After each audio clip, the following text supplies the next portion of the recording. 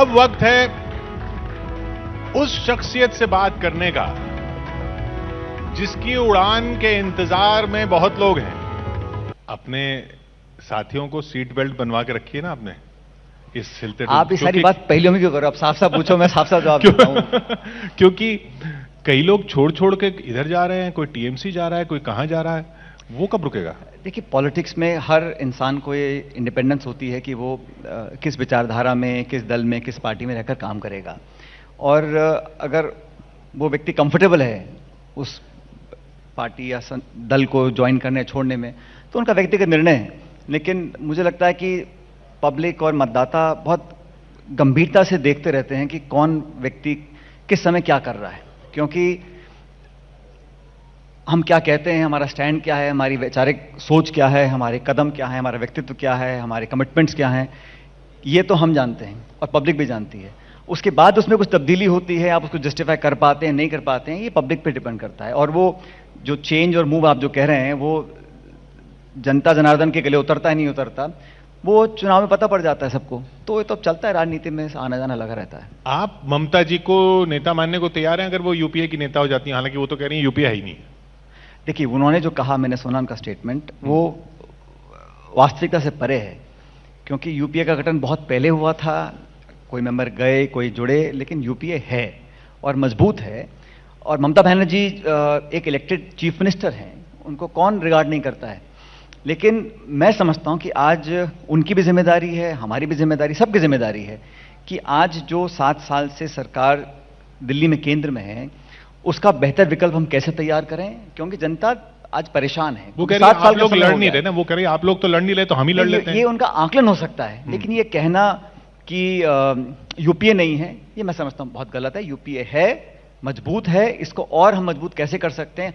हमें अपना ध्यान, अपना समय, अपनी एनर्जी उसमें निवेश करना चाहिए कि हम बेहतर विकल्प कैसे तैयार कर सकते हैं।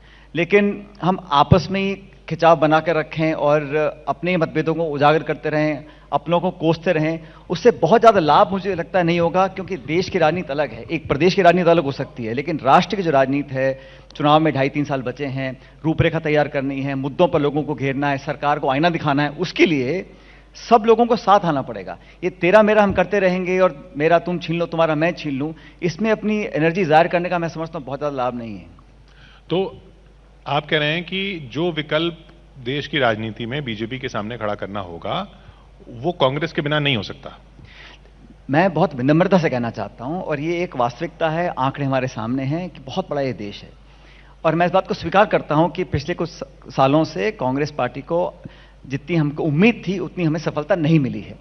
लेकिन ये बात भी सच है कि जितनी ज़्यादा वोट कांग्रेस पार्टी को मिली हैं, हमारी पार्टी का जो नेटवर्क है, जो प्रेजेंस है, जो हर राज्य में हम सत्ता में विपक्ष में हो, लेकिन पॉलिटिकल प्रेजेंस, पॉलिटिकल डिटर्मिनेशन और एक पैन इंडिया लेवल पर अगर कोई विकल्प तैयार हो सकता है या जो एक चुनौती भाजपा को दे सकता है और फतेह कर सकता है, वो कांग्रेस है।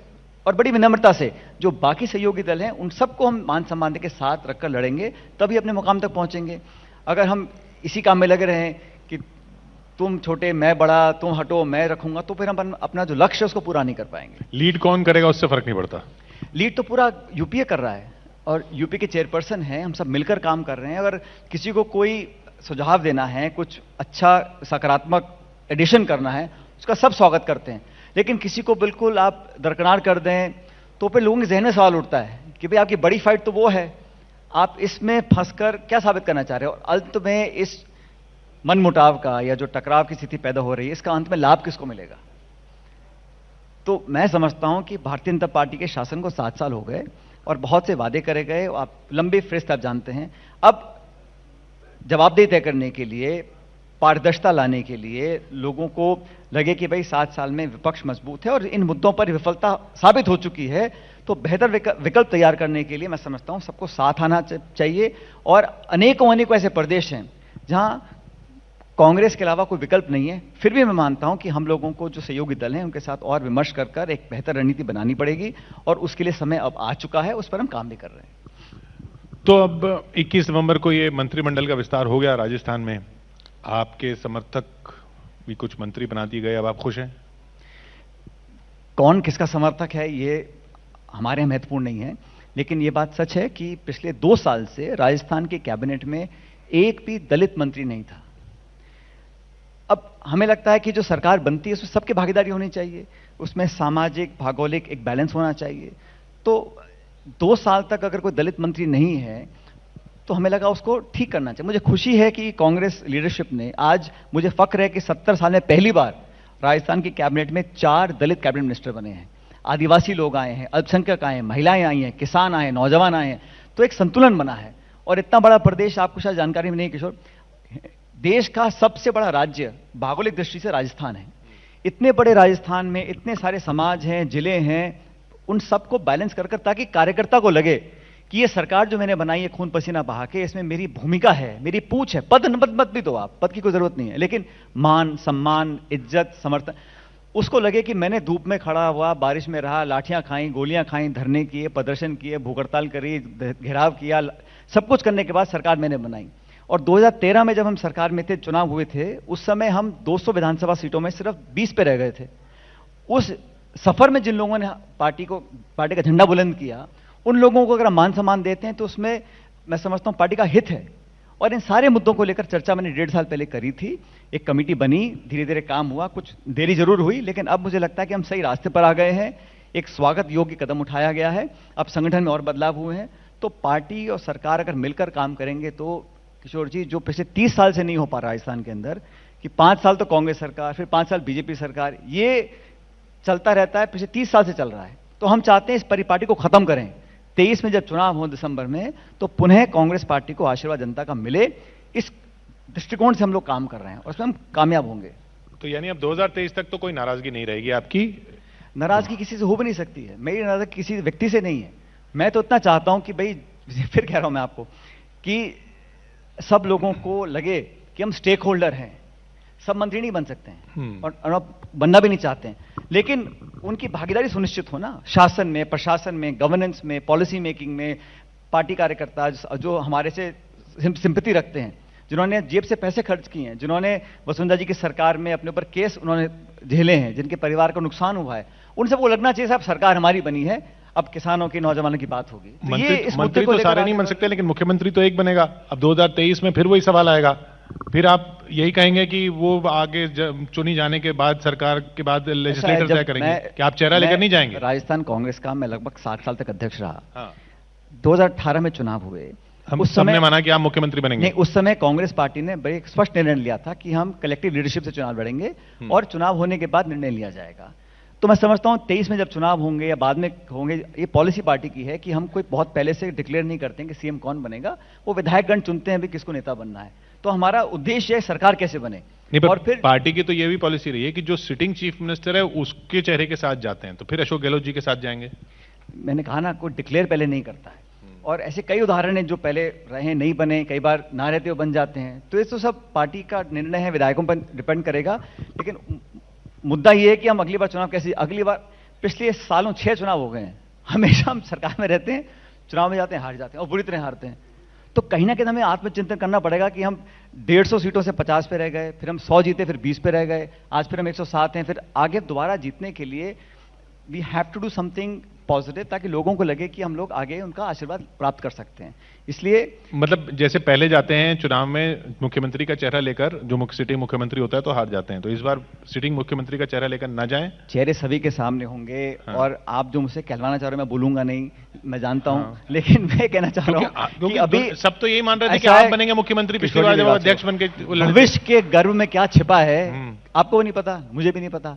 तो वर्तमान में हम लोग अपना काम देखें, अपनी तपस्या मेहनत करते रहें। और देखो, मेरा ऐसा मानना है, भाग्य में जो लिखा है ना, किस्मत में लिखा है जो, उसे तो कोई छीन नहीं सकता, और जो नहीं लिखा है उसे कोई दे नहीं सकता। तो अपना काम करते रहो और जो होगा सो होगा, बढ़िया, उसमें क्या दिक्कत है। बट एक मन में संतोष होना चाहिए कि भाई जिनके लिए मैं लड़ रहा हूं, जिनके संघर्ष हमने किए, जो वादे पब्लिक से हमने किए हैं, उनको हम जल्द पूरा करें, ताकि जब दोबारा मैदान में जाएं तो सीना चौड़ा कर जाएं और दोबारा लोगों का आशीर्वाद मांगे। और ऐसा नहीं है कि सरकार रिपीट नहीं होती है, कांग्रेस गवर्नमेंट बहुत जगह रिपीट हुई है। असम में 3 बार रिपीट हुई, दिल्ली में 3 बार रिपीट हुई, हरियाणा में हुई, आंध्र प्रदेश में हुई। तो राजस्थान को देश के बाहर का ऐसा थोड़ी ना है, यहां भी रिपीट हो सकती है। लेकिन हमें सोचना पड़ेगा हम और आगे क्या करें ताकि लोगों का जो स्नेह और सानिध्य है और बेहतर प्राप्त कर सकें। क्योंकि उपचुनाव के जब रिजल्ट्स आए ना अभी, उससे पहले तक ये था कि जैसे पंजाब में हुआ कि चीफ मिनिस्टर चेंज कर दिया, ऐसे यहाँ पे हो जाएगा, आपको बना देंगे जब तक चुनाव आएंगे। और वो उपचुनाव के रिजल्ट ऐसे आए कि अशोक गहलोत जी और मजबूत हो गए। नहीं भाई, चुनाव पार्टी लड़ती है, कोई एक मैं तो अकेला लड़ता नहीं हूँ या सिर्फ सीएम लड़ते हैं, पूरे संगठन लड़ती है, पूरे कार्यकर्ता नेता लड़ते हैं। और आप देखिए अब तक जितने उपचुनाव हुए हैं उसमें अधिकांश में कांग्रेस पार्टी जीती है, क्योंकि सबने मिलकर चुनाव लड़ा है। और कोई भी एक व्यक्ति कितना बड़ा नेता हो, ये गलतफहमी नहीं पालनी चाहिए कि मेरे दम पर ही हम चुनाव जीतते हैं। इसलिए मिलकर लड़ते हैं, पब्लिक में एक मैसेज जाता है, तब ये लोग हमको वोट देते हैं। इसलिए कब क्या होगा मैं नहीं कह सकता हूं, लेकिन इतना मैं जानता हूं कि हम सही दिशा पर निकले हुए हैं, सही निर्णय अब लिए जा रहे हैं। और 2023 में अगर हम चुनाव जीतेंगे तभी मैं समझता हूं कि जो 24 में लोकसभा चुनाव होंगे, क्योंकि मत भूलिए पिछले 2 बार से राजस्थान में जब भी चुनाव लोकसभा के हुए, हम लोग 25 में से एक भी सीट नहीं जीत पाए, 2014 में, 2019 में। तो इसलिए 2023 का चुनाव जीतना बहुत जरूरी है ताकि 2024 में एक अच्छी संख्या वहां से कांग्रेस के सांसदों की लोकसभा में जाए। बहुत बहुत शुक्रिया हमारे साथ यहां जुड़ने के लिए Sachin ji. Thank you.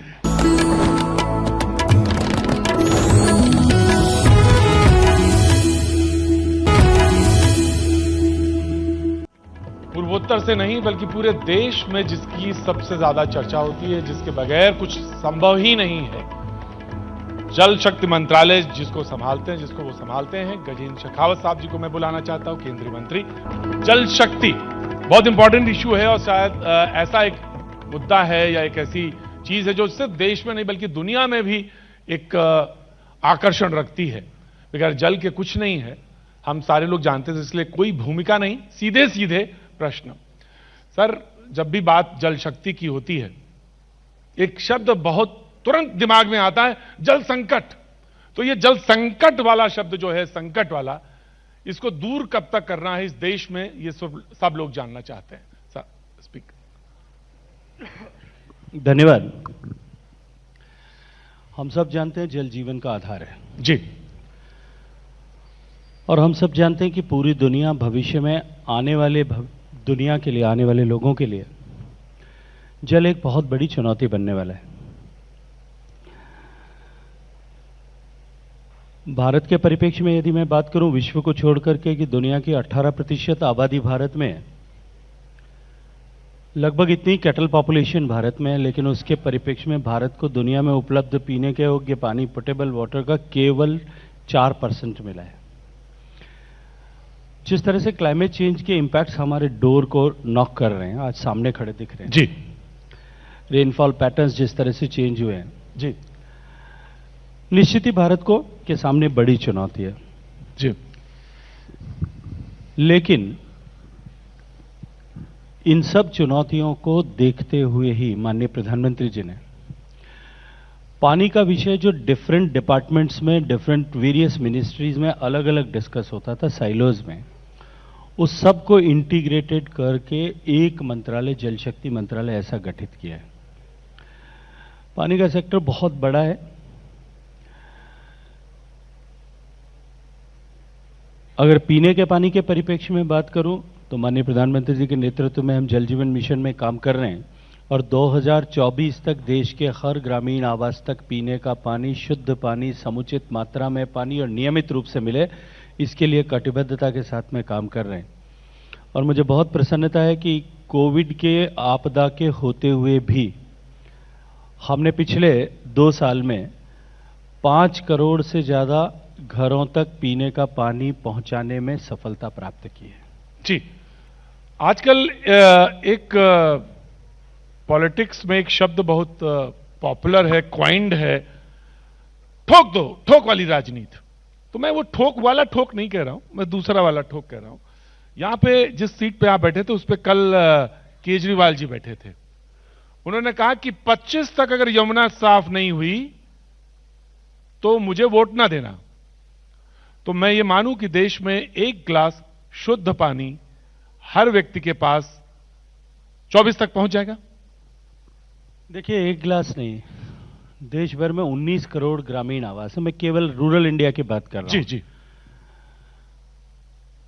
Access to the water, पानी की उपलब्धता की यदि बात करें, राज्यों के जो आंकड़े आते हैं उसके हिसाब से 80% लोगों के लिए एक्सेस था। लेकिन मैं तो क्योंकि पश्चिमी राजस्थान से आता हूं और एक्सिस का अभिप्रेत हमारे यहाँ है कि सिर पर गगरी उठा करके माता या बहन को शायद 2-2, 5-5 किलोमीटर जाना पड़ता है। मैं विश्वास के साथ में ये बात कह सकता हूं कि माननीय प्रधानमंत्री जी के नेतृत्व में 2024 तक हर घर को पीने का पानी मिलेगा और हर मां को सिर पर मटकी उठाकर पानी लेने के जाने के अभिशाप से मुक्ति मिलेगी। उन्होंने एक बात और कही थी, मैं जोड़ देता हूं। उन्होंने ये कहा था कि मुझे वोट ना देना अगर 25 में पानी ना पहुंचा। मुझे लगता है कि इससे पहले, पिछले चुनाव से पहले जो उन्होंने यमुना नदी को पूरा साफ करने का जो वादा किया था, एक बार उसको भी उनको वापस आपको याद दिला देना चाहिए। याद दिलाया था गया था उनको, क्योंकि मंच पर आना, इस तरह के वादे करना और इस तरह के दावे करना और फिर बाद में उनको भूल जाना, ये कुछ लोगों की फितरत और आदत होती है। बहरहाल वो बहुत मैं इस तरह का कोई भी दावा या वादा किसी भी नदी के बारे में नहीं करना चाहता, क्योंकि ये एक डायनेमिक सब्जेक्ट है और हमेशा बना रहने वाला प्रश्न। मुझे कई मर्तबा कई मित्र पूछते हैं कि गंगा नदी के स्वच्छता के लिए, निर्मलता के लिए आप लोग काम कर रहे हैं, माननीय प्रधानमंत्री जी ने घोषणा की थी, कट ऑफ डेट क्या होगी, किस तारीख तक गंगा शुद्ध हो जाएगी? तो मैं उनसे कहता हूं मित्र, गंगा की अविरलता निर्मलता का प्रश्न जो है वो जब हमारे दादा परदादा थे उस जमाने में भी था, और हम जब दादा परदादा हो जाएंगे तब भी रहेगा, और उससे आगे वाले जब बच्चे जब दादा परदादा हो जाएंगे तब भी रहेगा। कंटिन्यूअस प्रोसेस है, शहरों का इवोल्यूशन होगा, शहर आगे बढ़ेंगे। लेकिन साहब एक चीज तो कहना पड़ेगा, जो वो एक कट ऑफ डेट बताते हैं और उस कट ऑफ डेट पे बड़े ठोक के कहते हैं मत देना वोट। मैंने और दोबारा बोला उन्होंने कि मत देना वोट 25 में अगर साफ ना कर पाया यमुना, और उसका प्लान बताते हैं कैसे यूपी से, कैसे हरियाणा से उसको वो क्लीन करेंगे, और अगर नहीं कर पाया तो मत देना वोट।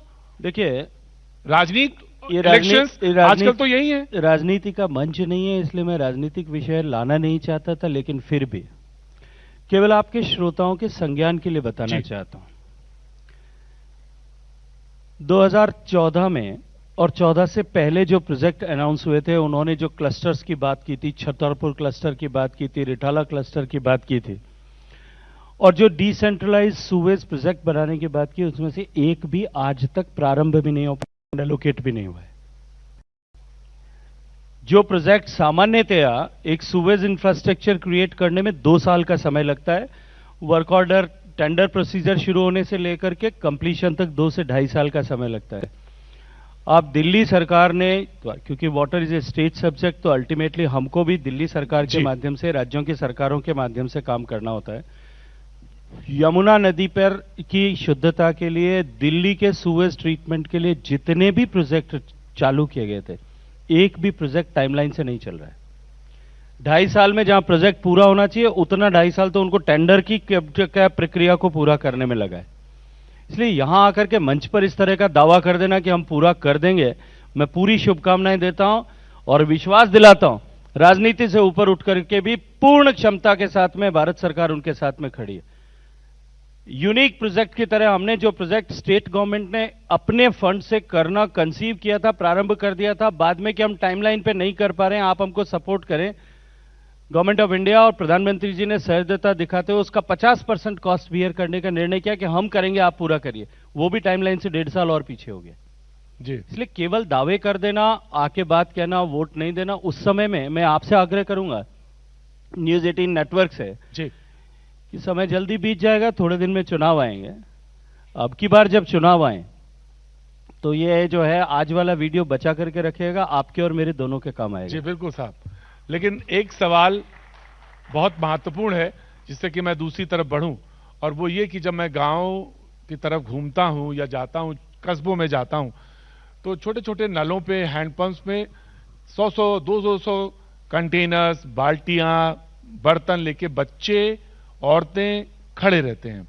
और पिछली बार मैं जब घूम रहा था अभी इसी भरतपुर के आपके पास इलाके के आसपास और उत्तर प्रदेश में, तो मैंने पूछा कि भाई पानी भरते हो? बोले हाँ पानी भरते हैं। बोले तुम पानी, मैंने दूसरे से पूछा लड़के से कि भाई तुम पानी भरते हो? बोले हाँ पानी भरते, जब माँ चली जाती है मामा के यहाँ तो मैं पानी भरता हूं। तो मैं ये जानना चाहता हूं कि क्या कोई ऐसा सर्वे कभी किसी ने करने की कोशिश की, या आपका मंत्रालय सोचता है कि कितना ह्यूमन रिसोर्स, कितने बच्चे पानी भरने में दिन भर लगे रहते हैं, और आज की दिल्ली में भी रोज कुछ लोग ऐसे हैं, काफी संख्या है, जो सुबह 3 बजे उठते हैं पानी के लिए। देखिए, पहले मैं गांव की बात करूं जो आपने प्रश्न किया है। देश भर में 19 करोड़ से ज्यादा ग्रामीण परिवार हैं और 3 करोड़ 23 लाख परिवारों तक ही आजादी के पहले अंग्रेज के जमाने से जब काम शुरू हुआ था तब से लेकर के, और 2019 में जब माननीय प्रधानमंत्री जी ने 15 अगस्त को लाल किले के प्राचीर से जल जीवन मिशन, हर घर में नल और नल में जल ये घोषित किया था, उस दिन तक केवल 3 करोड़ 23 लाख घरों तक पानी पहुंचा था। मतलब ये समझ लीजिए कि लगभग 15 करोड़ 75 लाख से ज्यादा घर ऐसे थे जिनके बच्चों को, माताओं बहनों को पानी लेने के लिए घर से बाहर जाना पड़ता था।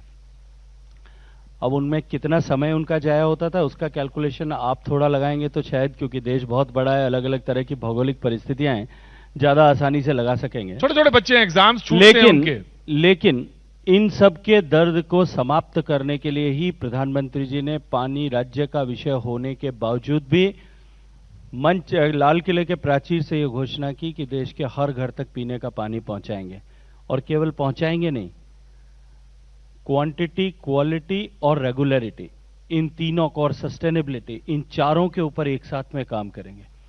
और मैं आज इसीलिए जो मैंने बात कही, मैं एक संदर्भ के लिए आपको एक डेट बताना चाहता हूं आपके दर्शकों को। 15 अगस्त को घोषणा हुई, ठीक 22 दिसंबर को, क्योंकि हम जानते हैं देश बहुत बड़ा है, अलग अलग तरह की भौगोलिक परिस्थितियां हैं, अलग अलग तरह की प्रिपेयर्डनेस है स्टेट्स की, अलग अलग तरह की परिस्थितियां हैं।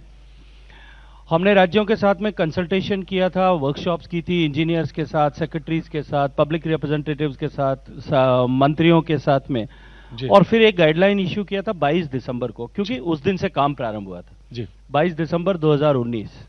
22 मार्च को जनता कर्फ्यू और 25 मार्च को लॉकडाउन। केवल 3 महीने का समय था, ऐसा लगता था सब कुछ ठहर जाएगा, लेकिन माननीय प्रधानमंत्री जी का मार्गदर्शन, उनका सतत प्रयास और उनका हौसला अफजाई, उसके कारण से मैं आज गर्व से कह सकता हूं कि इस कोविड के बावजूद भी, जब देश पूरा आशंका व्यक्त करता था, मुझे आप ही के जैसे मित्र पूछते थे कि इस प्रोग्राम का अब क्या होगा, क्या टाइमलाइन एक्सटेंड होगी, जो काम 70 साल में हुआ, आज जब हम बैठ करके बात कर रहे हैं, दिसंबर के पहले दूसरे दिन बात कर रहे हैं, लगभग 2 साल पूरे हुए हैं, कुछ दिन घट रहे हैं, लेकिन आज 5 करोड़ 20 लाख से ज्यादा घरों तक हमने नया पानी पहुंचाने में कामयाबी प्राप्त। तो कम से कम मैं ये आंकड़ा नहीं कहूंगा कि कितने बच्चों का कितना समय जाया होता है, लेकिन मैं ये जरूर कह सकता हूं कि 5 करोड़ 20 लाख घर ऐसे माननीय मोदी जी ने जोड़े हैं जिसके बच्चे को घर से पानी लेने के लिए या मां को घर से पानी लेने के लिए अब घर से बाहर नहीं जाना पड़ेगा। क्योंकि अमूमन जब